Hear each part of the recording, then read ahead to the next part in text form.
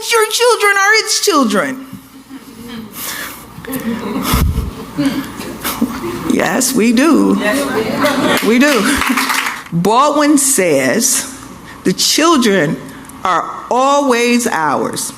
Always. Always. Every single one of them, all over the globe.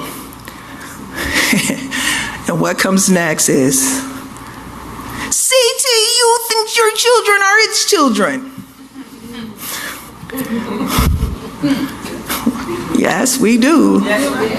We do. We do.